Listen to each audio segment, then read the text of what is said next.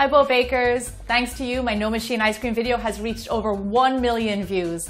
I have lots more No Machine creations to come, starting with this week's much requested dairy-free No Machine ice cream, which is based on coconut milk. So let's get baking. So to make this dairy-free ice cream, we are using the exact same method that you guys know and love from my original No Machine ice cream video. We're just replacing the dairy with coconut milk. This recipe is not just for people who are dairy-free. I want you all to try it because it really is a delicious ice cream. We're going to start out by making our coconut condensed milk for our ice cream base. So in a heavy bottom saucepan, we're going to add in our full fat coconut milk and our sugar.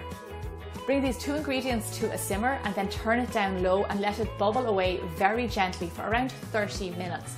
As it simmers, you will see it's actually starting to change colour and go a little bit darker and starting to thicken, and that is exactly what we want. Once your 30 minutes are up, this is what you should be left with, a thick coconutty syrup, and this is our condensed milk. We're going to pour this into a jug and set it aside to cool down and put it in the refrigerator to get it really cold before we make our ice cream. When your condensed milk is cold, this is what it should look like. Beautiful and syrupy. It needs to be lovely and thick and look just like regular condensed milk. Our next step is to whip up our coconut. You want to put your 2 cans of coconut milk in the fridge overnight and get them really nice and cold. Then, this is a really good trick. We're going to take them out. You're going to turn your coconut tin upside down and open it from the bottom. And I'm going to show you why. What you want for this ice cream is the coconut solid and not the water. And if you turn it upside down, as you can see, the water rises to the top. Pour away the coconut water. Then you have your coconut solids on the bottom. It is the perfect way to decant the water from the solids. We're going to scoop out the solids and put into our mixing bowl. As for the water, don't throw it away. You can drink it, it tastes really good, or put it into smoothies like I do. It's really hydrating and yummy. Now, using a stand mixer or a hand mixer, we're going to whip up the coconut solids. We're going to turn our machine on to medium-high speed and we're going to whip this up, and you're going to see it thicken and actually get bigger in volume.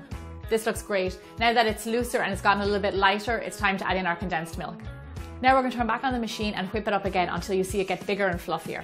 Another good tip for this ice cream is to make sure all of your ingredients are cold, even your bowl. I like to put it in the fridge before I use it.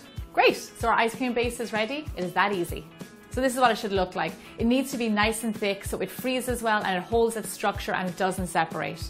So a nice little tip before you add in your flavours to your ice cream is to add in some vanilla extract. And vanilla extract has alcohol in it and actually will stop your ice cream base from crystallizing. I'm going to give it a little taste.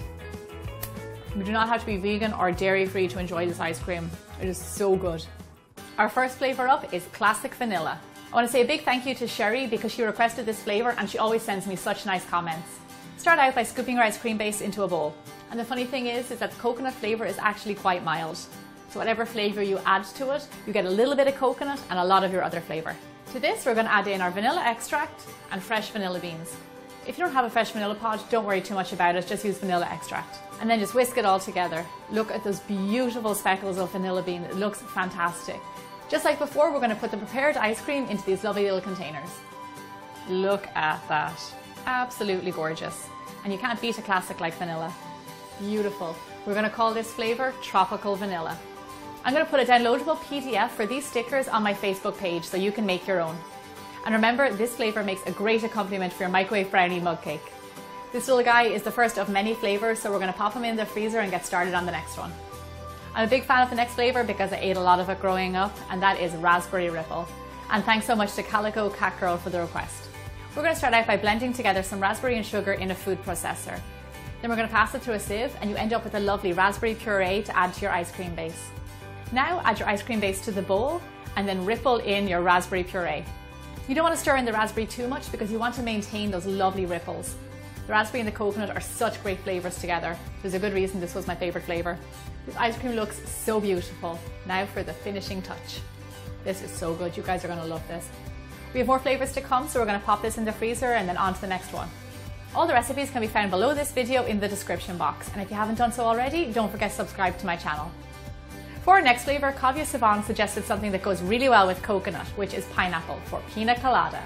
Just like the raspberry ripple flavour, we're going to make a puree with our pineapple. If you don't have fresh, you can use tinned or frozen.